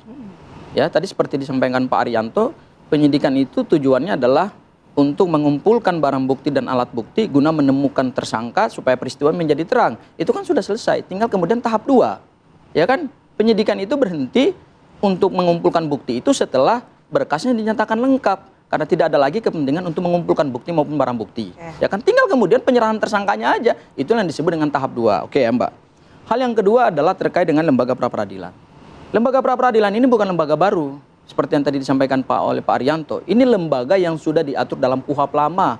Sejak zaman Hindia kolonial Belanda, pra-peradilan itu sudah dikenal. Kenapa? Karena untuk mengkoreksi penegakan hukum yang dilakukan oleh aparat penegak hukum jangan sampai abuse of power. Kami katakan bahwa kenapa penangkapan ini tidak sah. Coba mari kita lihat ketentuan hukumnya. Ya, pasal 97 KUHP yang baru mengatur bahwa dalam hal tersangka tidak memenuhi panggilan penyidik secara sah 2 kali berturut-turut tanpa alasan yang sah, maka bisa dilakukan penangkapan. Sebelum dilakukan penangkapan berdasarkan KUHP, harus dilakukan dulu pemanggilan secara sah dan patut 2 kali berturut-turut. Dan ketika tidak hadir pun juga harus diberikan alasan yang sah. Contoh, misalnya seseorang itu dipanggil, seseorang kemudian berada dalam keadaan sakit, di rumah sakit ada surat dokter, berarti dia dianggap tidak mangkir karena alasannya sah. Nah, tiba-tiba Polda Metro Jaya sudah mengumumkan P21, padahal hari-hari terakhir sebelum ditangkap itu kami sudah menunggu nih, kapan nih penyidik akan mengirimkan surat panggilan kepada kami. Tetapi berdasarkan pasal 97 KUHP yang baru, itu tidak dilakukan oleh Polda Metro Jaya, tiba-tiba melakukan penangkapan untuk kepentingan penyerahan tersangka dan barang bukti. Dan kalau kita lihat surat perintah penangkapannya dan perintah penahannya, alasannya tidak sesuai dengan yang diatur dalam KUHP. Alasannya apa, Bang? Alasannya adalah dalam rangka penyerahan tersangka dan barang bukti kepada penuntut umum. Apa yang tidak sesuai dari situ? Nah, tidak sesuainya begini. 1, kalau penahanan itu alasannya kan cuma 3. Ya, berdasarkan KUHP yang lama, apalagi dalam KUHP yang baru. Di KUHP yang lama pasal 21, alasan subjektif dan objektif itu dikhawatirkan melarikan diri, mengulangi tindak pidana, atau kemudian menghilangkan barang bukti. Ini penyidikannya kan udah selesai. Kemudian yang berikutnya lagi, di dalam KUHP yang baru pasal 100, seseorang itu bisa ditahan dengan syarat pertama, ini syarat utama dalam KUHP yang baru. Seseorang itu harus mangkir, tidak melaksanakan kewajiban hukumnya setelah dipanggil secara sah dan patut 2 kali. Mas Roy dan Bu Tiva ini kan tidak pernah dipanggil. Dulu, Bang Sangaji, Pak Rifai, tadi katanya alasannya tidak sesuai dengan alasan dari penyidik melakukan penangkapan. Pak Arianto. Ya itu kan menurut penafsiran dia. Loh, ini bukan menurut penafsiran saya. Ini ketentuan pasal 97 KUHP yang baru dan pasal 100 KUHP yang baru. Pak Arianto kalau mau bantah saya pakai pasal juga dong. Jangan cuma penafsiran menyalahkan kami gitu loh. Pak Arianto kutip dong pasalnya biar clear gitu loh. Jangan cuma menyerang kami bahwa kami ini tidak punya alasan yang sah. Bapak ini penasihat ahli Kapolri. Minta tolong. Yang harusnya mendidik publik dan mendidik Polri gitu loh. Dengan argumentasi hukum, bukan narasi. Bapak mengatakan saya staf ahli Kapolri ya. Saya mengatakan Bapak ini advokat. Advokat itu kalau ngomong harusnya sesuai dengan hukum. Loh, saya baca undang-undang. Faktanya saya ya, udah kutip pasal 97, pasal 100. Bapak mau kutip pasal berapa dalam KUHP? Tadi gini ya. Silakan Bapak kutip pasal. Bapak jangan bicara tapi tanpa dasar hukum yuridis. Inilah penasihat itu kan kalau begini. Tidak pernah baca undang-undang kayak gini nih. Oke, Bang ini baca undang-undangnya baca undang-undang yang lama, nggak baca undang-undang yang baru. Bang Sangaji boleh sebentar. Saya kemarin cek sama penyidiknya, saya terpaksa buka ini. Dek, kenapa sih kok sampai gitu-gitu? Dulu saya mengira ya Pak, yang penting karena adalah ini penyidik ini sudah 11 bulan ya menyidik itu. Kayak ibarat bikin tesis kan. Tesis itu hampir selesai. Tesis itu akan dinyatakan selesai apabila tesis itu diserahkan kepada penguji. Dalam hal ini ya, penyidik sudah 11 bulan bikin tesis itu sudah selesai nih, tinggal nanti diserahkan pada penguji. Nah kalau nanti diserahkan pada penguji ternyata itu tesisnya yang nggak ada, kan dia nggak mau ambil risiko dong. Makanya ketika itu akan diajukan hari Senin, hari Jumat dia udah yakin harus sudah ada di tangan ini barang ini. Itu alasannya itu. Dan kemudian ternyata ya pada Kamis sebelumnya itu pernah dilakukan pemanggilan. Pak Arianto, pemanggilan dari kepada siapa Pak Arianto? Saya tanya Bapak. Saya tidak. Bapak jangan bicara pemanggilan. Kami tidak pernah menerima surat pemanggilan. Kita berikan waktu satu-satu ya. Kita akan berikan waktunya masing-masing. Tolong hargai. Ini kata penyidik ya. Alasan itu tadi ya. Pemanggilan tapi tidak datang. Katanya waktu itu berobat ke rumah sakit Gatot Subroto. Astagfirullah. Tapi ternyata dia saya hanya bisa demo di tempat ini keterangan penyidik Pak. Kalau nanti Bapak bisa di-cross-check ya nanti di cross-check pada waktu pra peradilan gitu.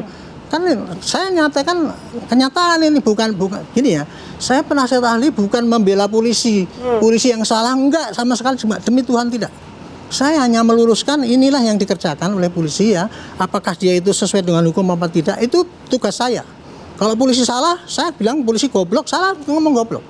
Tapi kalau polisi sudah benar, jangan di-framing bahwa polisi ini sewenang-wenang kemudian melanggar hukum. Makanya dalam hal ini ya, sehubungan dengan ini, berbeda penafsiran ini, jangan diperdebatkan di sini, saling menyalah-nyalahkan, pendapat Anda salah, pendapat saya benar. Nanti dilihat aja di peradilan ini nanti, apa yang terjadi di situ. Tadi katanya tidak ada dasar hukumnya. Ya itu kan tuduhan dia kan. Kalau saya bilang, saya ngomong berdasarkan hukum. Saya tahu kenapa peradilan itu ada kenapa bunyinya begitu kan gitu kan. Saya tahu hukum, saya tahu hukum ya, baca bukan hanya hafal pasalnya tapi memahami betul kenapa hukum itu dibuat. Beda dengan beliau ini, dia hafal dengan pasal dan itu mengatakan dia menguasai hukum semuanya, dia terangkan pada rakyat yang menurut saya tidak benar penerangan itu. Ketawa aja lah. Itulah kira-kira. Ya sama ketawa Pak ya. Saya bantah ya. Saya hanya bisa mengucapkan astagfirullahalazim ketika Pak Arianto mengatakan bahwa Polda Metro Jaya pada hari Kamis sudah mengirimkan surat pemanggilan kepada tersangka. Saya katakan itu kebohongan besar. Emang tidak ditujukan? Tidak pernah ada pengiriman surat apapun kepada Mas Roy. Biasanya Polda itu mengirimkan dengan dua cara. Pertama melalui WhatsApp dan yang kedua adalah dikirim langsung ke alamat rumah. Pada hari Jumat itu tidak pernah ada satupun surat yang datang dari Polda Metro Jaya. Jadi kalau Pak Arianto membenarkan ada surat, saya hanya mengatakan ya istighfar, ya astagfirullahaladzim. Itu satu. Tidak pada saat penangkapan nggak ada. Ditunjukkan surat. Ya kalau surat perintah penangkapan iya, tapi surat pemanggilan itu tidak ada. Kan yang dipersoalkan ini adalah harus ada surat pemanggilan dulu, bukan surat perintah penangkapan. Ya karena sudah ditangkap maka ditunjukkan surat perintah penangkapannya. Bukan itu yang pokok perkara kita. Pokok yuridisnya adalah secara formil sebelum dilakukan penangkapan berdasarkan pasal 97 KUHP yang baru dan pasal 100 KUHP yang baru. Kalau Pak Arianto mengatakan dia yang menguasai hukum, ya saya mohon maaf, Pak Arianto tidak baca KUHP yang baru. Ya kan? Pak Arianto tidak membaca ketentuan tentang penangkapan yang diatur dalam pasal 97 KUHP yang baru dan pasal 100 tentang penahanan. Ya. Jadi ini bukan saya menghafal pasal, tetapi inilah kaidah norma hukum yang dibuat oleh negara supaya penangkapan dan penahanan itu dilakukan secara hati-hati dengan menghargai prinsip kemanusiaan. Itu hal yang pertama. Hal yang kedua, Mbak. Mungkin ini saja ya, Bang Sangaji. Pak Arianto mungkin lupa bahwa kepolisian itu punya perpol sendiri terkait dengan penyidikan tindak pidana. Perpol nomor 6 tahun 2019. Di pasal 29 ini lagi-lagi saya harus ingatkan Pak Arianto, pada pasal 29 ayat 2, apabila tersangka tidak ditahan dan dikhawatirkan akan melarikan diri dan tidak kooperatif pada saat mau diserahkan kepada penuntut umum, maka tersangka kemudian harus dilakukan penangkapan dan penahanan. Jadi alasannya harus punya kekhawatiran dulu melarikan diri. Oke, kita sama-sama makanya ya. kemudian hukum Tunggu mengatur hasil bahwa ujinya pada harus ada persidangan pemanggilan hari yang ini. sah. Mas Itu Bagi ketentuan akan datang hukum kan, gitu. kata Pak Arianto tadi hasil ini seperti apa? Ya, lihat Jam dulu ya. Bang Rifai juga udah senyum-senyum aja nih dari tadi kayaknya. penonton jadinya. Baik, terima kasih Bapak-bapak, terima kasih Bang Rifai, Mas Haji, Pak Arianto sudah bergabung sama kami di Apa Kabar Indonesia Pagi. Kita jeda terlebih dahulu ya, Mal. Ada informasi apa malah? Kita akan kembali dengan informasi Iran yang kembali diserang Amerika Serikat. Televisi Iran melaporkan ada 3 ledakan. Selengkapnya sesaat lagi. Kita akan membahas bagaimana kemudian nasib perdamaian atau MOU dari Amerika Serikat dan juga Iran ke depannya akankah kembali terancam. Kita bergabung dengan Mbak Aisyah R. Kusuma Sumantri, Senior Analyst Indo-Pacific Strategic Intelligence. Selamat pagi, Assalamualaikum Mbak Aisyah. Selamat pagi, Waalaikumsalam Mbak Mala, Mbak Ana.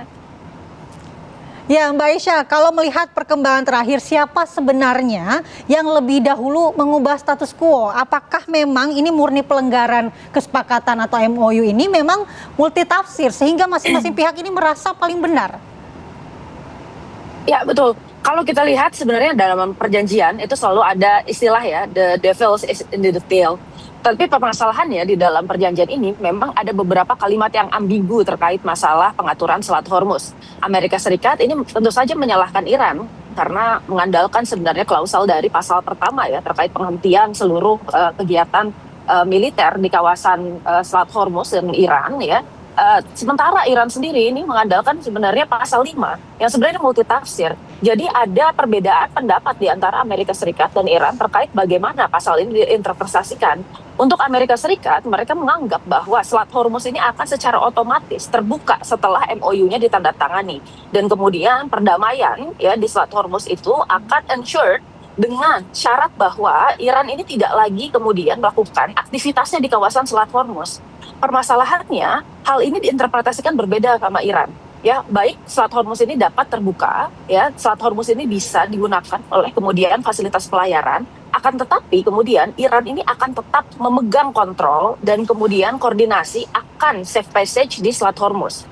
Ini kan menjadi sesuatu yang kemudian berbeda dari interpretasi. Saya kira sebenarnya apa yang dilakukan oleh Iran maupun Amerika Serikat ini berpotensi dapat membatalkan sebenarnya esensi dari MOU, yaitu membangun trust building ya dan melakukan confidence building measure. Jadi sebenarnya sebelum perjanjian nanti setelah 60 hari ini terjadi, memang perlu ada ya komunikasi yang sehat di antara kedua belah negara. Permasalahannya sampai saat ini, apa yang kemudian dilakukan oleh Amerika Serikat atau Iran, ini responnya adalah respon militer gitu. Jadi saya rasa untuk bisa mendapatkan sebenarnya respon yang ideal, baik Iran ataupun Amerika Serikat harus berhenti melakukan eskalasi di dalam peperangan, serta kemudian mengandalkan jalur-jalur lain, seperti misalnya jalur diplomasi, jalur komunikasi elit ya, ataupun misalnya ternyata jalur melalui ya, mediator atau kemudian negosiator seperti misalnya melalui Pakistan atau kemudian melalui Mesir ya, melalui Qatar gitu. Saya rasa itu jauh lebih sehat dibandingkan dengan langsung merespon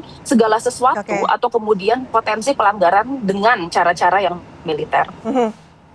Oke, Mbak Aisyah, tapi mungkin eskalasi kali ini apakah masih bersifat terbatas sebagai sinyal politik dan militer atau sudah mengarah pada resiko konflik yang lebih luas mungkin?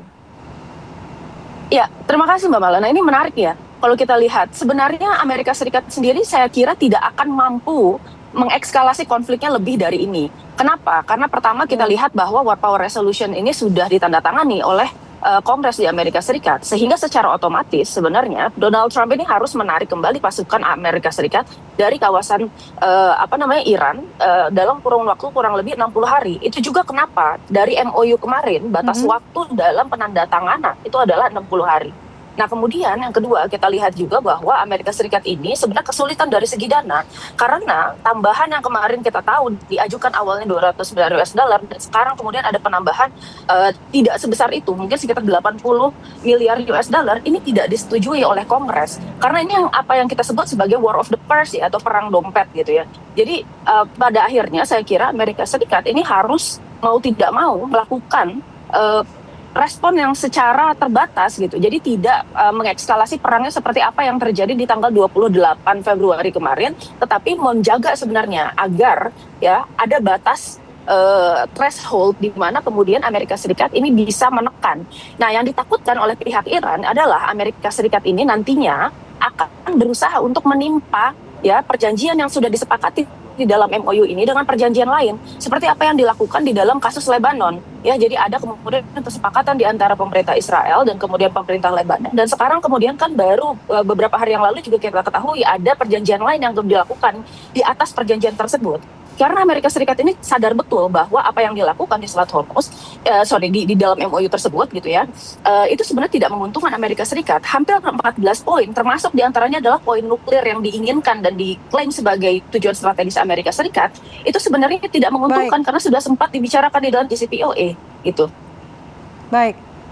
Ya, Mbak Aisyah, kalau dari sisi Iran sendiri itu seperti apa sebenarnya langkah mereka? Apakah mereka sedang menunjukkan kekuatan tawar menjelang perundingan berikutnya atau sedang mengirim sinyal kepada negara-negara di kawasan bahwa mereka tuh masih menguasai Selat Hormuz? Saya kira keduanya, karena kalau kita lihat di sini Iran ini mau menekankan bahwa mereka ini tidak akan pernah melepaskan Selat Hormuz. Ya, meskipun Amerika Serikat tadi merasa bahwa setelah MOU ditandatangani harusnya Selat Hormuz kembali ke keadaan sebelum perang, Iran sendiri kan sudah berkali-kali menyatakan melalui kemudian pemerintahnya ya bahwa tidak akan ada pengembalian situasi seperti sebelum perang di Selat Hormuz, bahwa akan ada new normal di sana. Yang diincar oleh Iran itu adalah victor's peace atau konfigurasi pasca perang yang kemudian bisa didapatkan oleh pemenang perang, sehingga pengaturannya itu akan sesuai dengan daya tawar strategis yang dimiliki oleh pemenang perang tersebut. Ya, jadi sekarang yang kita lihat adalah nih dalam 60 hari itu interpretasi Iran akan tetap memegang kontrol atas Selat Hormuz, dan setelah pasca 60 hari Iran ini akan melakukan konfigurasi terkait pengaturan ya passageway Selat Hormuz bersama dengan Oman. Nah, kalau kita lihat di sini kan berarti ini menandakan sebenarnya Iran ini tidak akan sampai akhir ya melepas Selat Hormuz, karena pertama ini Selat Hormuz ini berperan sebagai deteran bagi Iran ya, yang mencegah adanya serangan-serangan di masa depan, bahwa kalau misalnya Amerika Serikat sampai melanggar atau melakukan serangan yang lebih besar, maka kemudian stake-nya atau kemudian resikonya adalah Iran akan mengganggu sebenarnya global ekonomi gitu, sehingga seluruh perekonomian dunia ini akan hancur. Yang kedua, ini akan berperan sebagai daya tawar atau bargaining chip yang dimiliki oleh Iran.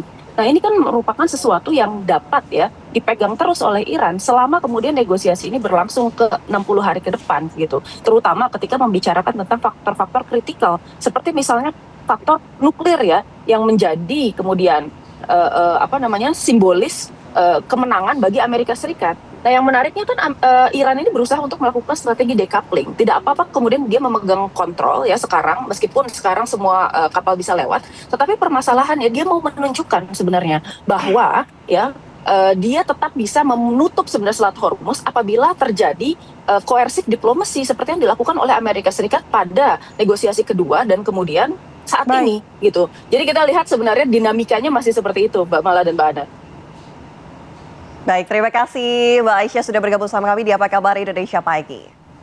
Dan pemirsa, kita jeda terlebih dahulu. Sejeda kami kembali dengan informasi Unit Reskrim Polsek Medan Kota yang menangkap pelaku pembakaran monumen replika rumah adat Batak di areal Tugu Nasional Patung Sisingabaraja 12. Sesaat lagi di Apa Kabar Indonesia Pagi.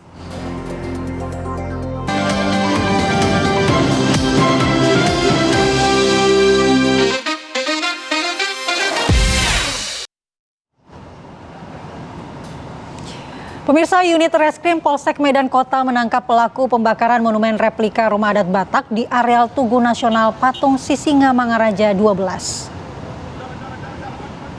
Kebakaran ini sempat menghebohkan warga di sekitar kawasan Stadion Teladan Medan. Api membakar bagian monumen rumah adat Batak, tepatnya di depan Polsek Medan Kota. Bahan bangunan yang terbuat dari kayu dan atap dari ijuk pohon aren membuat api cepat merembet hingga melahap seluruh bangunan. 2 unit mobil pemadam tiba di lokasi untuk melakukan proses pemadaman. Dari hasil pemeriksaan dan penyelidikan terungkap bahwa tidak ada unsur kesengajaan yang dilakukan pelaku. Saat ini pelaku telah ditahan dan nantinya akan diserahkan kepada dinas terkait guna pembinaan.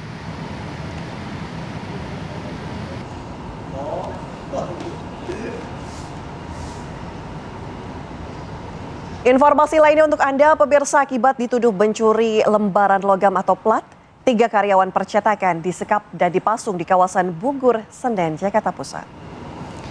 Penyekapan bermula ketika A dituduh mencuri lembaran logam atau plat yang berfungsi sebagai media stensil atau cetakan induk di tempatnya bekerja. Kepada pihak percetakan, A mengaku dibantu oleh T dan R hingga akhirnya mereka bertiga diamankan. Alih-alih dibawa ke kantor polisi, ketiganya justru disekap dan diminta membayar uang tebusan sebesar 50 juta rupiah. Meski pihak keluarga telah membayar uang tebusan, namun ketiga korban tak kunjung dibebaskan selama 3 minggu.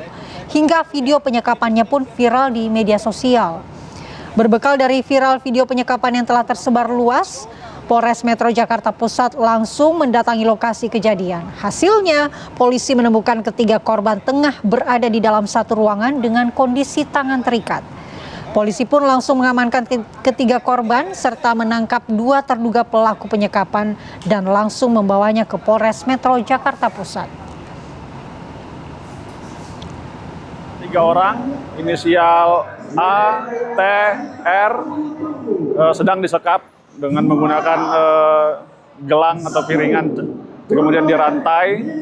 Kemudian kita ketahui bahwa 3 orang tersebut adalah korban dari penyekapan yang dilakukan oleh 2 orang atas nama AS, di mana 3 orang ini merupakan terduga pelaku pencurian salah satu plat di percetakan. Masih informasi dari Jakarta, pemirsa, 2 bangunan di bantaran Jaki, Banjir Kanal Barat BKB Jalan Administrasi 1 Petamburan, Tanah Abang, Jakarta Pusat, Jumat pagi roboh.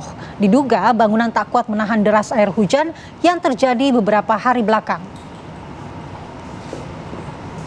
Diduga tanah tak kuat menahan beban air hujan yang terjadi hingga mengakibatkan longsor. 2 bangunan yang terdampak, yakni depo gerobak sampah dan bangunan kosong. Sementara bangunan yang ada di sebelahnya di bagian belakang ambruk. Tidak ada korban jiwa dalam peristiwa ini.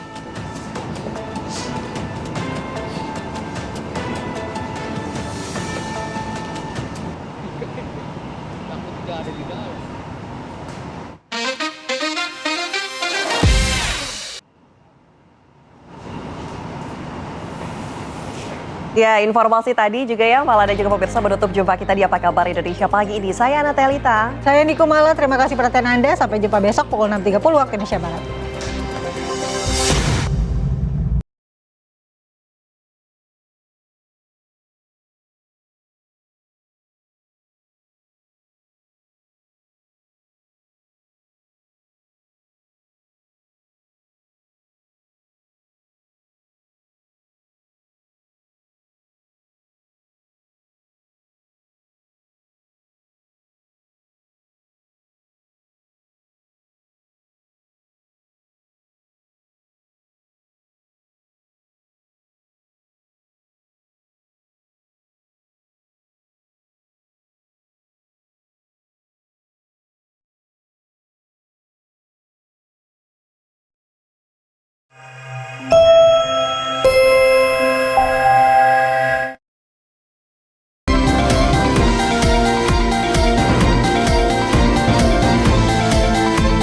Anda baru saja menyaksikan Apa Kabar Indonesia Pagi, didukung oleh